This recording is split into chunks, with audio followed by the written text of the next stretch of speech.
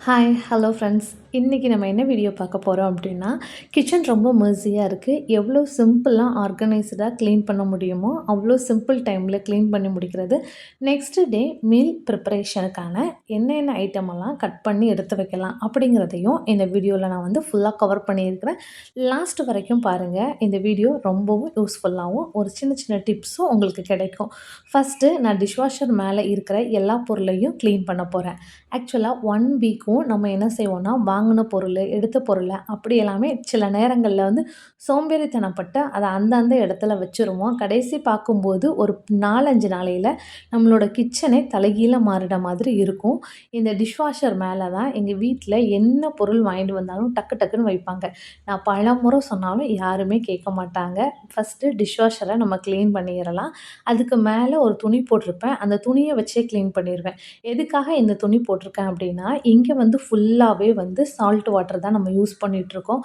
So, அதுனால தண்ணி பட்டுது அப்படின்னா, அங்கங்க டாட் ஆயிரும். அதுக்காக நான் பெருசாவே துணி போட்டு 2 சைடுமே மேக்ஸிமம் லெவல் கவர் பண்ற மாதிரி எடுத்து வச்சிருப்பேன். இந்த ட்ரேயில ஒரு பிளாஸ்டிக் பேப்பர் விரிச்சு, அதுக்கு மேல நியூஸ் பேப்பர் விரிச்சுக்கிடுவேன்.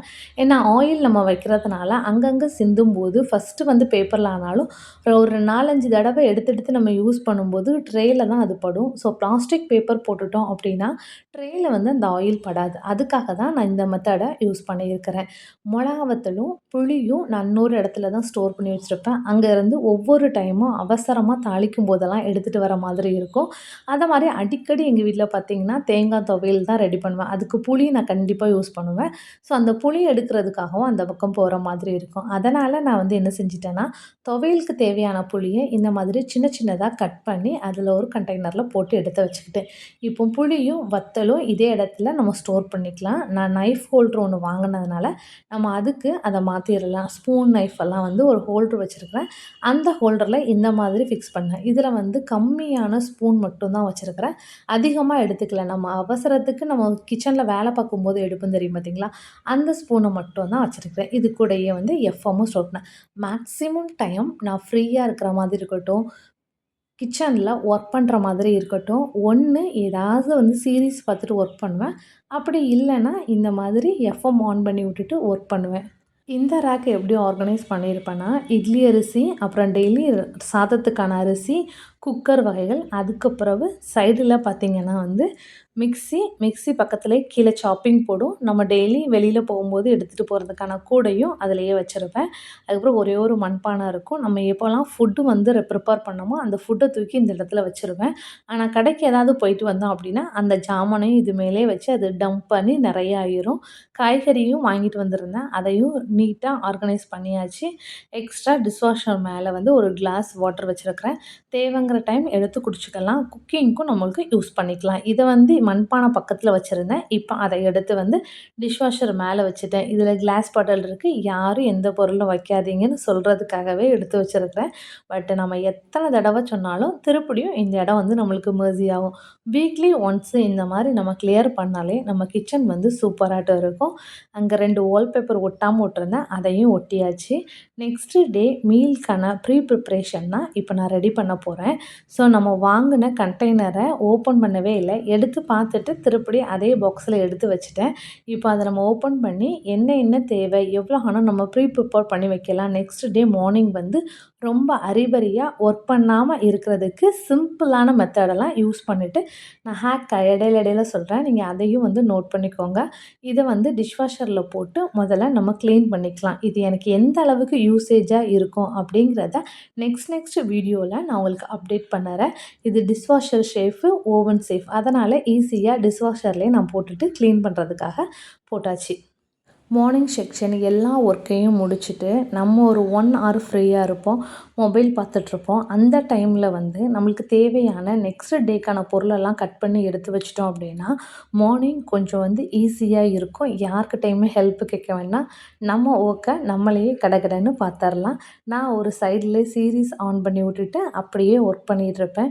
எப்போதுமே வீட்டில நம்ம சிங்கிளா இருக்கிறதுனால பயங்கரமா போர் அடிக்கும். அதுக்காகவே வந்து ஏதாச்சும் ஒண்ணு டேப்ல ஆன் பண்ணி பண்ணி அதை பார்த்துக்கிட்டே வந்து நம்ம வந்து வேலை பார்த்தோம் அப்படின்னா, வேலை பார்க்குற அலுப்பும் நம்மளுக்கு தெரியாது. நம்ம சிங்கிளா உட்காந்துருக்குறோம் அப்படிங்கிற எண்ணமும் நம்மளுக்கு வரவே செய்யாது. ஒரு ஸ்டேஜுக்கு அப்புறம் சிங்கிளா இருக்கிறது தான் பிடிக்கும் அப்படிங்கிற மாதிரி ஆயிருங்க. இது வந்து நான் மதுரையில வந்து ரியலைஸ் பண்ணுன ஒரு விஷயம். சிங்கிளா இருக்கிறது தான் நல்லாருக்கு அப்படிங்கிற மாதிரி இப்ப எனக்கு தோண ஆரம்பிச்சுட்டு, ஃபர்ஸ்ட்டு வந்து சௌசௌவ தோல் உரிச்சு அதையும் கட் பண்ணி எடுத்துக்கிட்டேன். சேனக்கிழங்கு வறுவல் தான் நாளைக்கு பண்ண போறேன். அதுக்கு வந்து கொஞ்சமா புளி தண்ணி, மஞ்சள் பொடி, உப்பு இது 2யும் கலந்து நம்ம சேனக்கிழங்க போட்டு வச்சோம் அப்படின்னா, சேனக்கிழங்கு நாக்கு வறவறப்பு இருக்கும், ஊறல் எடுக்கும். அப்படி எடுக்கவும் செய்யாது. சேனக்கிழங்கோட கலர் வந்து சேஞ்சே ஆகாது. நான் நெக்ஸ்ட்டு வீடியோல இந்த கலர் வந்து அப்படியே இருக்கும். நீங்க செக் பண்ணுறதுக்காக உங்களுக்கு நான் வீடியோ வந்து காமிக்கிறேன். இந்த சேனக்கிழங்கு இந்த மாரி நீங்க ஸ்டோர் பண்ணீங்க அப்படின்னா, அதனோட கலர் கொஞ்சம் கூட சேஞ்ச் ஆகாது. இப்ப அத நம்ம அப்படியே க்ளோஸ் பண்ணி எடுத்து வச்சுட்டு, நான் தேங்காய் வந்து துருவி எடுத்து வச்சுட்டேன். காலையில தேங்காய் துருவுறது அப்படிங்கிறதே ஒரு பெரிய வேலையா எனக்கு தோணும். எனக்கு பிடிக்காத வேலைன்னா, இந்த தேங்காவ துருவி எடுத்து வைக்கிறது தான். அப்படியே சௌசௌவ கட் பண்ணத அதையும் எடுத்து நம்ம வச்சாச்சு. காலையில எழும்புனோனே சொரைக்காய் ஜூஸ் குடிப்பேன். அதுக்காக சொரைக்காய்க்கு தேவையான பொருள் என்னதுன்னு பார்த்தீங்கன்னா, ஒரு 1/2 லெமனு, ஒரு சின்ன பீஸ் அளவுக்கு இஞ்சி சேர்த்துக்கிடுவேன், புதினா சேர்த்துக்கிடுவேன். இது எல்லாத்தையும் நம்ம ஒரே கண்டெய்னர்ல போட்டு வச்சுட்டோம் அப்படின்னா, நம்மளுக்கு டைமும் சேவ் ஆகும். டக்குன்னு ஜார் எடுத்தோமா, லெமன பிழிஞ்சோமா, கொஞ்சம் உப்பு சேர்த்து இது அவ்வளோத்தையும் அடிச்சுட்டு டக்குன்னு வேலை முடிஞ்சிடும். அதுக்காக தான் சின்ன வெங்காயம் உரித்து வைக்கிறேன். அதே கண்டெய்னரில் ஒரு 2 பல் பூண்டும் உரித்து எடுத்து வச்சுக்கிட்டோம். எப்படியும் நம்ம சாம்பார் பொரியலுக்கு வந்து கண்டிப்பாக நம்ம பூண்டு தேவைப்படும். நம்ம கவுத்தும்போது அதை ஒன்று போல் எடுத்து நம்ம போட்டுக்கிடலாம். பையனுக்கு காலையில் ஜூஸ் கொடுப்பேன். அதுக்காண்டி மாதுளப்பழம். நெக்ஸ்ட் டே மார்னிங் பிரேக்ஃபாஸ்ட் அப்போ கொண்டக்கடலை கொடுப்பேன். அதுக்கு தண்ணி ஊற்றி நம்ம வச்சுட்டோம் அப்படின்னா, ஃப்ரிட்ஜில் இருக்கும்போதே ஃப்ரெஷ்ஷாக ஊறி இருக்கும். அது ஒன்றும் பிரச்சனை இல்லை. கம்மியாக போட்டு வைக்கணும். 1/4 கப் இல்லைன்னா 1/2 கப் அளவுக்கு போட்டுட்டு நீங்கள் தண்ணி ஊற்றுனீங்க அப்படின்னா கரெக்டாக இருக்கும். அது நல்லா வந்து ஊறி வர்றதுக்கு. மேலே வரைக்கும் போட்டு தண்ணி ஊற்றுனீங்கன்னா ஊறாமல் அப்படியே இருந்து போயிடும். அதனால் வந்து 1/4 கப் அளவுக்கு போட்டுட்டு கொஞ்சம் தண்ணி ஊற்றி வச்சிட்டிங்க அப்படின்னா ஃப்ரெஷ்ஷாக ஊறி வந்துடும். நைட்டு ஊற போடணும்னு நினைப்போம். பல நாட்கள் நம்ம மறந்து போயிடுவோம். ஆனால் யாருமே இல்லாமல் நம்ம மட்டும் இருக்கும்போது இந்த வேலையெல்லாம் பார்த்து வச்சுருந்தோம் அப்படின்னா, நம்மளுக்கு வந்து எதுவுமே மறந்து போகாது. நம்ம ப்ரிப்பேர் பண்ணுவோம்ல, இது பண்ணணும் அப்படிங்கும்போது மைண்டில் வந்து டக்குன்னு ஸ்ட்ரைக் ஆகுறதெல்லாம் நம்ம செஞ்சு வச்சிரலாம். ஸோ தனியாக இருக்கும்போது நிறைய விஷயங்கள் நம்ம அனலைஸ் பண்ணுவோம். இது ஈவினிங் டைமில் பையன் வந்து ரொம்ப நாளாக கேட்டுட்ருந்த ஒரு பொருள்னா எலக்ட்ரிக் சைக்கிள் தான். அதை அவன் கேட்டுட்டு இருந்ததுனால வாங்கியாச்சு. ஸோ பேட்டரிக்கு சந்தனம், குங்குமம்லாம் வச்சு அவன் ஸ்டார்ட் பண்ண போகிறான். அவனுக்கு அவ்வளோ ஆசை. கிட்டத்தட்ட 1 இயராக இது கேட்டுக்கிட்டே இருந்தான். ஃபைனலாக இப்போ வாங்கினோம். அப்போ பார்க்க பூ கொண்டுட்டு ஒரு தாத்தா வந்தாங்க. சரி சைக்கிளுக்கும் சாமிக்கும் பூ வாங்கிட்டு வந்துடலாமேன்னு சொல்லிட்டு பூவும் வாங்கிட்டு வந்துட்டான். இதுதான் அவனோட சைக்கிள். பேட்டரியை வந்து ஃபிக்ஸ் பண்ணுறதுக்காக எடுக்கிறதுக்கு போயிருக்கான். பேட்டரியை வந்து நம்ம டெய்லியும் ரிமூவ் பண்ணி சார்ஜ் பண்ணிவிட்டு திருப்பியும் ஃபிக்ஸ் பண்ணியிருக்கலாம். இது வந்து ஒரு கீ ஹோல்டரை வச்சு நம்ம வந்து இதுக்கு கீ இருக்குது, அடைச்சி வச்சிட்டோம் அப்படின்னா அந்த பேட்டரியை யாராலையும் ரிமூவ் பண்ண முடியாது. ஸோ அப்படி நான் ஃபஸ்ட்டாக கோவிலுக்கு போயிட்டு வரேம்மா அப்படின்னு கிளம்பி போயாச்சு. கோயிலுக்கு போயிட்டு வந்தான். இந்த வீடியோ ஒரு ஸ்வீட் மெமரீஸாக நம்மளுக்கு என்றைக்குனாலும் இருக்கும். அவனோட ஃபஸ்ட்டு ட்ராவல் அப்படிங்கிறதுனால ஷூட் பண்ணேன். தேங்க் யூ ஃபார் வாட்சிங்.